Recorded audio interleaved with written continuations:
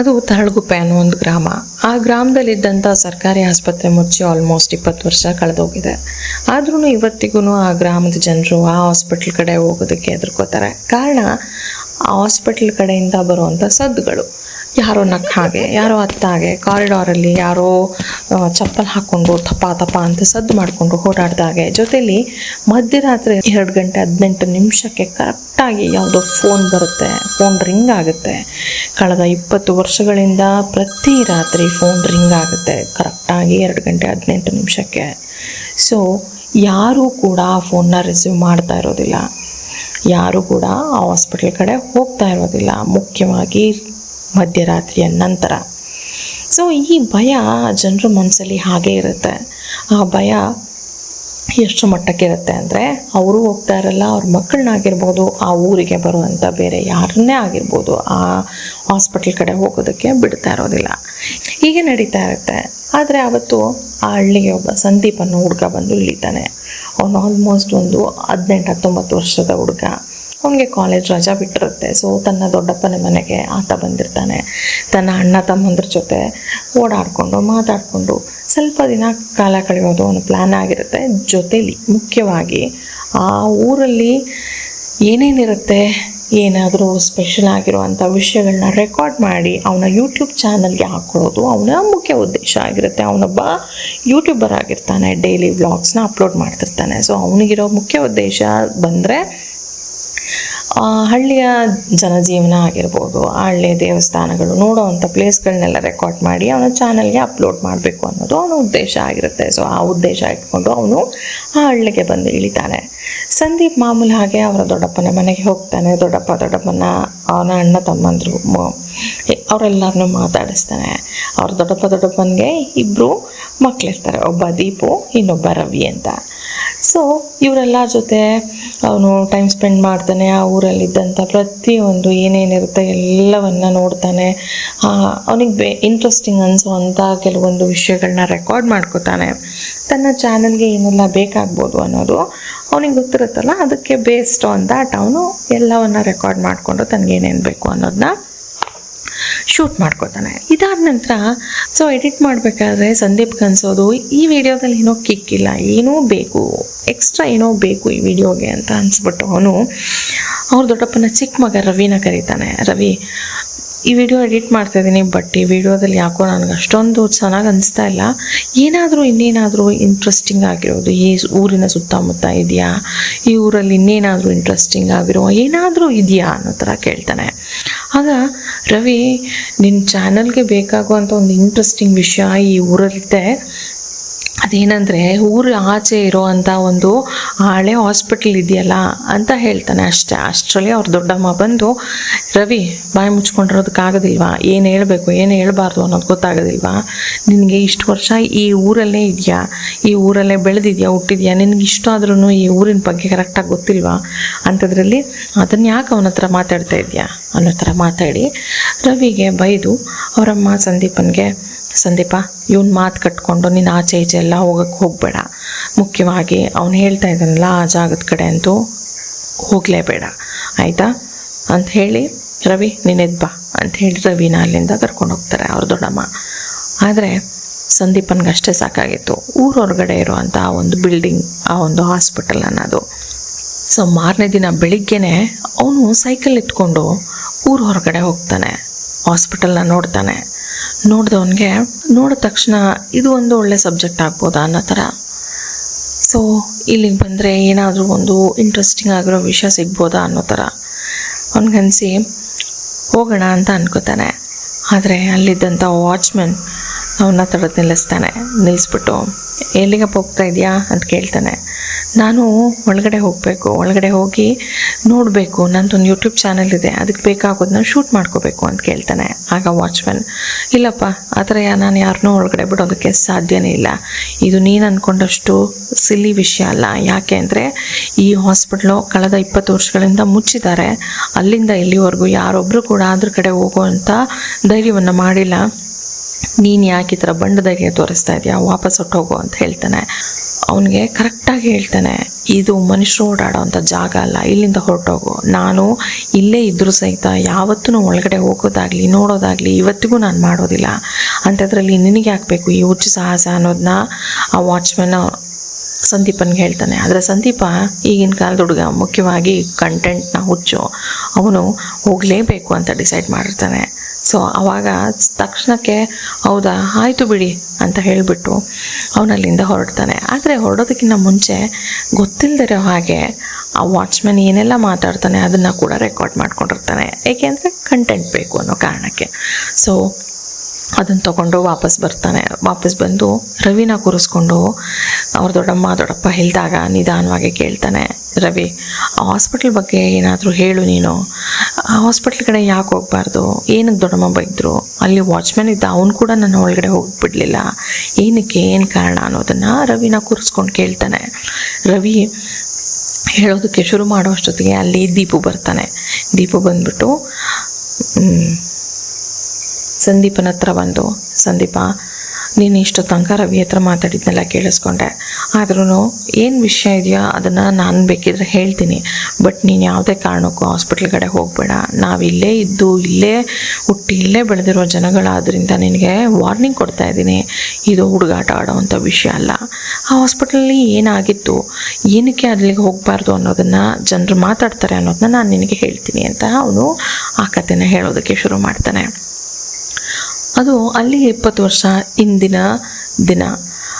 ಆ ಹಾಸ್ಪಿಟ್ಲು ಜನಜಂಗುಳಿ ಇರುತ್ತೆ, ಸರ್ಕಾರಿ ಆಸ್ಪತ್ರೆ ಆದ್ದರಿಂದ ಎಲ್ಲ ಜನಗಳು ಅಲ್ಲಿ ಹೋಗಿ ತಮ್ಮ ಕಾಯಿಲೆಗಳಿಗೋಸ್ಕರ ಆ ಹಾಸ್ಪಿಟ್ಲಿಗೆ ಹೋಗೋದು ಮಾಮೂಲಾಗಿರುತ್ತೆ. ಆ ಹಾಸ್ಪಿಟ್ಲಲ್ಲಿ ಇದ್ದಂಥ ಮೇನ್ ಅಟ್ರಾಕ್ಷನ್ ಅಂದರೆ ಅಲ್ಲಿ ಕೆಲಸ ಮಾಡ್ತಿದ್ದಂಥ ಮೀರಾ ಡಾಕ್ಟರ್, ಮೀರಮ್ಮ ಅಂತ ಅಲ್ಲಿ ಎಲ್ಲರಿಗೂ ಫೇಮಸ್. ಮೀರಾ ಡಾಕ್ಟರು ಅವರು ಸಿಟಿಲೇ ಓದಿದ್ರು ಆಕೆಗೆ ಹಳ್ಳಿಯಲ್ಲಿ ಈ ಜನಗಳ ಜೊತೆ ಇರೋದು, ಜನಗಳ ಸೇವೆ ಮಾಡೋದು ತುಂಬ ಇಷ್ಟ ಅಂತ ಹೇಳಿ ಆಕೆ ಬಂದು ಈ ಸರ್ಕಾರಿ ಆಸ್ಪತ್ರೆಯಲ್ಲಿ ಕೆಲಸ ಮಾಡ್ತಿರ್ತಾರೆ. ಮುಖ್ಯವಾಗಿ ಯಾರ ಕೈಲಿ ಆಗಲ್ವೋ, ಯಾರು ತುಂಬ ಬಡವರು ಇರ್ತಾರೋ, ಯಾರು ತುಂಬ ನಿರ್ಗತಿಕರಿರ್ತಾರೋ ಅಂಥವ್ರಿಗೆ ಮೀರಮ್ಮ ದೇವತೆ ಆಗಿರ್ತಾಳೆ. ಅವ್ರ ಹತ್ರ ಕೆಲವೊಂದೊಂದು ಸಲ ದುಡ್ಡು ಸಹಿತ ತೊಗೊಳ್ದೆ ಆಕೆ ಮನೆ ಮುಂದೆ ಹೋದವ್ರಿಗೆ ಆಕೆ ಮೆಡಿಸಿನ್ ಕೊಟ್ಟಿದ್ದು ಉಂಟು, ಆಕೆ ಅವ್ರನ್ನ ಟ್ರೀಟ್ ಮಾಡಿದ್ದು ಉಂಟು. ಇದರಿಂದ ಆ ಸರ್ಕಾರಿ ಆಸ್ಪತ್ರೆಯಲ್ಲಿ ಕೆಲಸ ಮಾಡ್ತಿದ್ದಂಥ ಕೆಲವೊಂದು ಜನಗಳಿಗೆ ಮೀರಾನ ಕಂಡ್ರೆ ಆಗ್ತಾ ಇರೋದಿಲ್ಲ. ಸೊ ಇದು ಒಂಥರ ಕಾನ್ಫ್ಲಿಕ್ಟ್ ನಡೀತಾನೆ ಇರುತ್ತೆ, ಒಂದು ಭಿನ್ನಾಭಿಪ್ರಾಯ ಹಾಸ್ಪಿಟ್ಲಿಗೂ ಮತ್ತು ಮೀರಾಗೂ ನಡೀತಾನೆ ಇರುತ್ತೆ. ಸರ್ಕಾರಿ ಆಸ್ಪತ್ರೆ ಆದರೂ ಸಹಿತ ಅಲ್ಲೂ ಕೂಡ ಕೈಗೆ ದುಡ್ಡು ಕೊಡಬೇಕು ಅನ್ನೋದಾಗಿರ್ಬೋದು, ಕೆಲವೊಂದು ಸಲ ಕೈ ಬೆಚ್ಚಗೆ ಮಾಡಿದ್ರೆ ಕೆಲಸ ಆಗುತ್ತೆ ಅನ್ನೋದಾಗಿರ್ಬೋದು, ಆ ಹಾಸ್ಪಿಟಲ್ನೂ ನಡೀತಾ ಇರುತ್ತೆ. ಬಟ್ ಮೀರಾ ಮಾತ್ರ ಇದೆಲ್ಲದಕ್ಕೂ ಎಕ್ಸೆಪ್ಷನಲ್ ಆಗಿ ಕೆಲಸ ಮಾಡ್ತಿರ್ತಾಳೆ. ಸೊ ಅದಕ್ಕೋಸ್ಕರ ಮೀರನ್ನ ಕಂಡ್ರೆ ಆ ಹಾಸ್ಪಿಟಲಲ್ಲಿ ಸ್ವಲ್ಪ ಜನಕ್ಕೆ ಇಷ್ಟ ಆಗ್ತಾ ಇರೋದಿಲ್ಲ. ಸೊ ಇದು ಮಾಮೂಲಿ ನಡೀತಾ ಇರುತ್ತೆ. ಅವತ್ತು ರಾತ್ರಿ ಮೀರಂದು ನೈಟ್ ಡ್ಯೂಟಿ ಇರುತ್ತೆ. ಮೀರಾ ICU ಅಲ್ಲಿ ಅಂದರೆ ರೂಮ್ ನಂಬರ್ 13 ICU ಅಲ್ಲಿ ತನ್ನ ರೌಂಡ್ಸ್ನ ಮುಗಿಸ್ತಾ ಇರ್ತಾಳೆ. ಮಧ್ಯರಾತ್ರಿ ಆಗಿರುತ್ತೆ, ಪೇಷಂಟ್ಸ್ನೆಲ್ಲ ಒಂದ್ಸಲ ನೋಡ್ಕೊಂಡು ಬರೋಣ ಅಂತ ಬಂದಿರ್ತಾಳೆ. ಕರೆಕ್ಟಾಗಿ 2:18 ಒಂದು ಫೋನ್ ರಿಂಗ್ ಆಗುತ್ತೆ. ಅವಳು ಬಂದು ಪಟ್ಟಂತ ಫೋನ್ನ ಪಿಕ್ ಮಾಡ್ತಾಳೆ. ಆ ಕಡೆ ಇದ್ದಂಥ ವ್ಯಕ್ತಿ ಹೇಳೋದು, ಮಳೆ ಬರ್ತಾ ಇದ್ದಾಗ ಗೊತ್ತಾಗದೆ ಒಂದು ಆಕ್ಸಿಡೆಂಟ್ ನಡೆದೋಗ್ಬಿಟ್ಟಿದೆ, ಒಬ್ಬಳು ಗರ್ಭಿಣಿ ಹೆಂಗಸು ತುಂಬ ಒದ್ದಾಡ್ತಾ ಇದ್ದಾಳೆ, ದಯವಿಟ್ಟು ಬಂದು ಸಹಾಯ ಮಾಡಿ ಅಂತ ಆತ ಕೇಳ್ತಾನೆ. ಸೊ ಮೀರಾ ಹೇಳೋದು, ಹೇಗಾದರೂ ಮಾಡಿ ಅವ್ರನ್ನ ಹಾಸ್ಪಿಟ್ಲಿಗೆ ಕರ್ಕೊಂಬನ್ನಿ, ಅವ್ರನ್ನ ಬಚಾವ್ ಮಾಡೋಣ ಅಂತ ಹೇಳ್ತಾಳೆ ಮೀರಾ ಅಷ್ಟನ್ನು ಹೇಳಿ ಅಲ್ಲಿ ಏನು ಬೇಕೋ ಅದನ್ನೆಲ್ಲ ಅರೇಂಜ್ಮೆಂಟ್ ಮಾಡಿಕೊಂಡು ಆ ಪೇಷಂಟ್ ಬರೋದನ್ನು ಕಾಯ್ತಾ ಇರ್ತಾಳೆ. ಅಷ್ಟರಲ್ಲಿ ಅವರು ಪ್ರೆಗ್ನೆಂಟ್ ಹೆಣ್ಮಕ್ಳು ಏನಿರ್ತಾಳೋ ಆಕೆಯನ್ನು ಕರ್ಕೊಂಡು ಬರ್ತಾರೆ. ಆಕೆಗೆ ತುಂಬ ಪೆಟ್ಟಾಗಿರುತ್ತೆ, ತುಂಬ ಬ್ಲಡ್ ಲಾಸ್ ಆಗಿರುತ್ತೆ. ಆಕೆ ಕರ್ಕೊಂಡು ಬಂದ ತಕ್ಷಣ ಅವಳೆಲ್ಲ ರೆಡಿ ಮಾಡ್ಕೊಂಡಿರ್ತಾಳೆ. ಆಕೆ ಫಸ್ಟ್ ಏಡ್ ಅನ್ನೋದನ್ನು ಮಾಡಿಬಿಟ್ಟು ಆಕೆಗೆ ತುಂಬ ಬ್ಲಡ್ ಲಾಸ್ ಆಗಿರೋದು ಗೊತ್ತಾಗುತ್ತೆ. ಆದರೆ ಅವತ್ತು ಆ ಬ್ಲಡ್ ಬ್ಯಾಂಕಲ್ಲಿ ಬ್ಲಡ್ ಇರೋದಿಲ್ಲ. ಆ ತಕ್ಷಣ ಪೇಟೆಗೆ ಹೋಗಿ ಬ್ಲಡ್ನ ತರಬೇಕಾಗಿರುತ್ತೆ. ಆ ಪ್ರೆಗ್ನೆಂಟ್ ಹೆಣ್ಮಗಳ ಮನೆಯವರು ನಾವು ಹೋಗಿ ತೊಗೊಂಬರ್ತೀವಿ ಅಂತ ಅವ್ರು ಹೇಳಿ ಹೊರಡ್ತಾರೆ. ಈ ಕಡೆ ಆಕೆಗೆ ಕೆಲವೊಂದು ಮೆಡಿಕಲ್ ಫೆಸಿಲಿಟೀಸ್ ಬೇಕಾಗಿರುತ್ತೆ, ಅದನ್ನೆಲ್ಲ ಪ್ರೊವೈಡ್ ಮಾಡೋಕ್ಕೆ ಹಾಸ್ಪಿಟಲ್ ಕಡೆಯಿಂದ ಅವರು ಹಿಂಜರಿತಾ ಇರ್ತಾರೆ. ಅವರು ಯಾಕೆ ಅಂತ ಅಂದರೆ ಬಂದಿರ್ತಾರಲ್ಲ ಆ ಹೆಣ್ಮಗಳು ಏನಿರ್ತಾಳೆ ತುಂಬ ಅಂದರೆ ತುಂಬ ಬಡವಳಾಗಿರ್ತಾಳೆ, ಆಕೆ ಕಡೆಯಿಂದ ಬರಬೇಕಾಗಿರುವಂಥ ಯಾವುದೇ ಮಾಮೂಲು ಅವ್ರಿಗೆ ಸಿಕ್ಕಿರೋದಿಲ್ಲ. ಸೊ ಅದಕ್ಕೋಸ್ಕರ ಹಾಸ್ಪಿಟಲ್ ಕಡೆಯಿಂದ ಕೆಲವೊಂದು ಸಹಾಯವನ್ನು ಮೀರಾಳಿಗೆ ಮಾಡೋದಕ್ಕೆ ಅವರಿಗೆಲ್ಲರೂ ಹಿಂಜರಿತಾರೆ. ಆಕೆ ಮೀರಾ ತನ್ನ ಒಂದು ತಿಂಗಳ ಸಂಬಳವನ್ನು ನಿಮಗೆ ಕೊಟ್ಬಿಡ್ತೀನಿ, ದಯವಿಟ್ಟು ಸಹಾಯ ಮಾಡಿ ಹೆಣ್ಮಗಳನ್ನ ಕಾಪಾಡೋದಕ್ಕೆ ಅಂತ ತುಂಬ ಬೇಡ್ಕೊಂಡು ಎಲ್ಲ ರೆಡಿ ಮಾಡಿಕೊಂಡು ಆ ಹೆಣ್ಮಕ್ಳ ಹತ್ರ ಬರೋ ಅಷ್ಟರಲ್ಲಿ ಆ ಹೆಣ್ಮಗಳು ಕೊನೆ ಉಸಿರೆಳಿತಾ ಇರ್ತಾಳೆ. ಆಕೆ ಹೇಳೋದು, ಮೀರಮ್ಮ ದಯವಿಟ್ಟು ನನ್ನ ಮಗುನ ಕಾಪಾಡಿ ಅಂತ. ಅದಾಗಿ 2 ನಿಮಿಷಕ್ಕೆ ಆ ಹೆಣ್ಮಗಳ ಜೀವ ಹೋಗುತ್ತೆ. ಸೊ ಅದನ್ನು ನೋಡಿ ಮೀರಂಗೆ ತುಂಬ ಅಂದರೆ ತುಂಬ ಬೇಜಾರಾಗ್ಬಿಡುತ್ತೆ. ಹಾಸ್ಪಿಟ್ಲ್ ಅವ್ರ ಮೇಲೆ ಆಗಿರ್ಬೋದು, ತನ್ನ ಮೇಲೆ ತನಗೆ ಆಗಿರ್ಬೋದು. ಆಕೆ ತುಂಬ ಹೊಡೆದಾಡ್ತಾಳೆ. ಆ ಹಾಸ್ಪಿಟ್ಲಲ್ಲಿ ನಡೀತಾ ಇದ್ದಂಥ ವ್ಯವಹಾರಗಳನ್ನ, ಈ ಲಂಚದ ಒಂದು ಕಲ್ಚರ್ ಏನು ನಡೀತಾ ಇರುತ್ತೆ ಅದನ್ನು ಎಲ್ಲದನ್ನು, ಮತ್ತು ಡ್ಯೂಪ್ಲಿಕೇಟ್ ಮೆಡಿಸಿನ್ನ ಕೊಡೋದಾಗಿರ್ಬೋದು, ಒಂಥರ ಒಂದು ಮಾಫಿಯಾನೇ ನಡೀತಾ ಇರುತ್ತೆ ಹಾಸ್ಪಿಟಲಲ್ಲಿ. ಅದನ್ನೆಲ್ಲ ಬೆಳಕಿಗೆ ತಂದು ಹಾಸ್ಪಿಟ್ಲಲ್ಲಿದ್ದಂಥ ಅಧಿಕಾರಿಗಳ ಮೇಲೆ ಏನಾದರೂ ಕ್ರಮವನ್ನು ತಗೋಬೇಕು ಅಂತ ಆಕೆ ತುಂಬ ಪರದಾಡ್ತಾಳೆ. ಆದರೆ ಅಲ್ಲಿದ್ದಂಥ ತುಂಬ ಇನ್ಫ್ಲೂಯೆನ್ಷಿಯಲ್ ಪರ್ಸನ್ಸ್ಗಳಿಂದ ಆ ಕೇಸ್ ಎಲ್ಲೂ ಹೋಗೋದಿಲ್ಲ, ಆ ಕೇಸ್ ಮುಚ್ಚೋಗುತ್ತೆ. ಬದಲಾಗಿ ಮೀರಾ ಇನ್ನಷ್ಟು ಅವರೆಲ್ಲರಿಂದ ಒಂಥರ ಬಹಿಷ್ಕಾರ ಅಂತ ಹೇಳ್ಬೋದು. ಆ ಹಾಸ್ಪಿಟಲಲ್ಲಿ ಕೆಲಸ ಮಾಡ್ತಿದ್ದಂಥ ಪ್ರತಿಯೊಬ್ಬರು ಮೀರಾಳನ್ನು ಬಹಿಷ್ಕಾರ ಮಾಡ್ತಾರೆ. ಅವಳ ಜೊತೆ ಮಾತಾಡೋದಾಗಿರ್ಬೋದು, ಅವಳಿಗೇನೇ ಬೇಕಾಗಿರುವಂಥ ಸಹಾಯ ಮಾಡೋದಾಗಿರ್ಬೋದು, ಏನು ಸಹಿತ ಅವರು ಮಾಡೋದಕ್ಕೆ ಸಿದ್ಧ ಇರೋದಿಲ್ಲ. ಸೊ ಇದು ಹೀಗೆ ನಡೀತಾ ಇರುತ್ತೆ. ಅವಳ ಹೋರಾಟ ಕೂಡ ಹಾಗೆ ನಡೀತಾ ಇರುತ್ತೆ. ಸಡನ್ನಾಗಿ ಒಂದಿನ ಮೀರಾ ಕಣ್ಮರೆ ಆಗ್ತಾಳೆ. ಕಡೆಯದಾಗಿ ಮೀರಾಳನ್ನು ನೋಡಿದ್ದು ಅದೇ ರೂಮ್ ನಂಬರ್ 13 ICUನಲ್ಲಿ. ಕರೆಕ್ಟಾಗಿ 2 ಗಂಟೆ 18 ನಿಮಿಷಕ್ಕೆ ಒಂದು ಫೋನ್ ಬಂದಿತ್ತು. ಆ ಫೋನ್ನ ಮೀರಾ ರಿಸೀವ್ ಮಾಡಿದ್ಲು. ಅದಾದ ನಂತರ ಮೀರಾ ಕಣ್ಮರೆ ಆಗಿದ್ಲು. ಅವಳೆಲ್ಲೋದ್ಲು ಅಂತ ಯಾರಿಗೂ ಗೊತ್ತಾಗಲಿಲ್ಲ.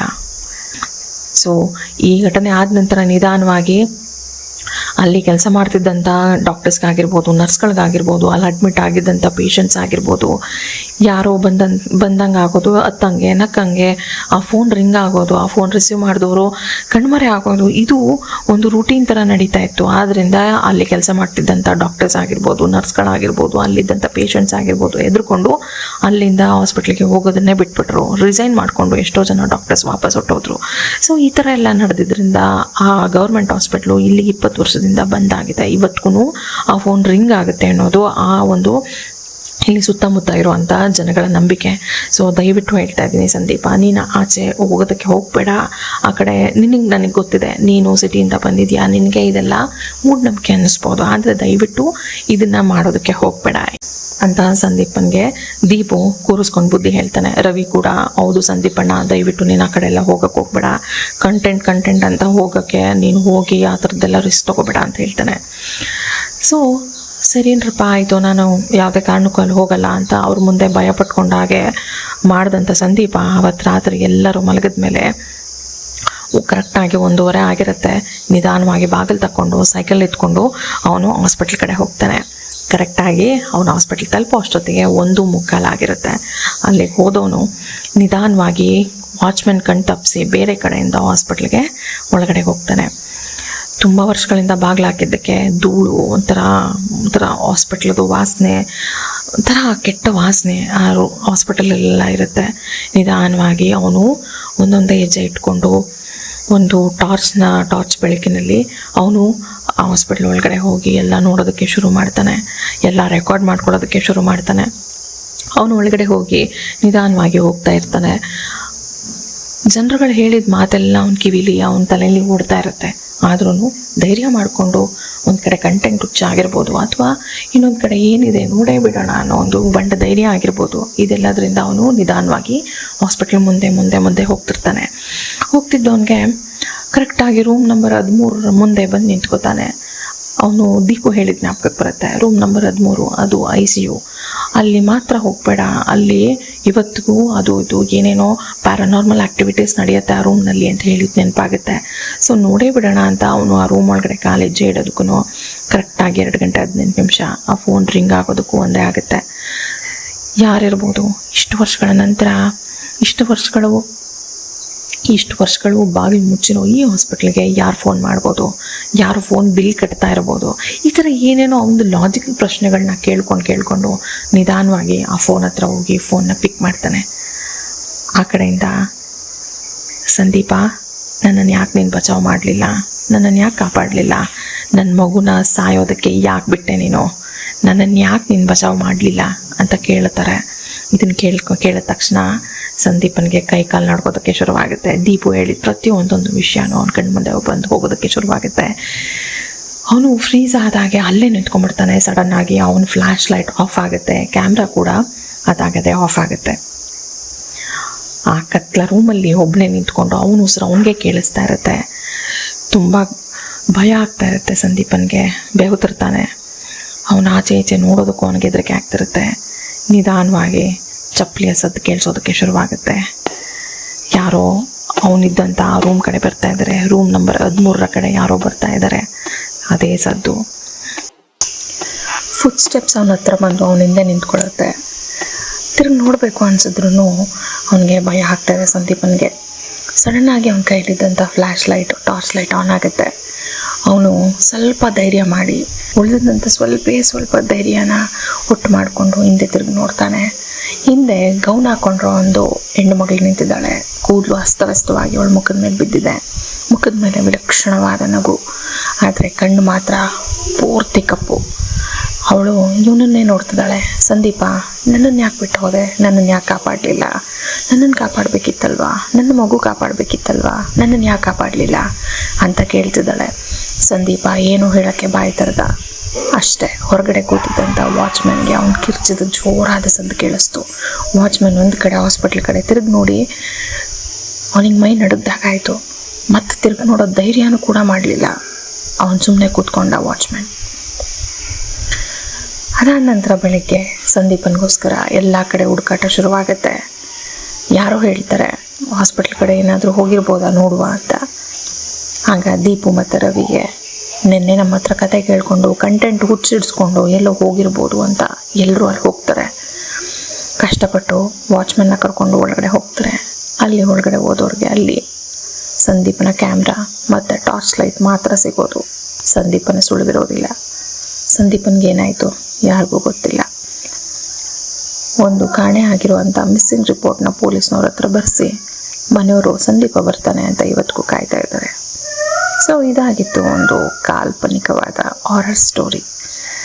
ಸೊ ಈ ಸ್ಟೋರಿ ನಿಮ್ಗೆ ಇಷ್ಟ ಆಗಿದೆ ಅಂತ ಅನ್ಕೋತೀನಿ. Thank you so much for watching. Thank you. ನಮಸ್ಕಾರ.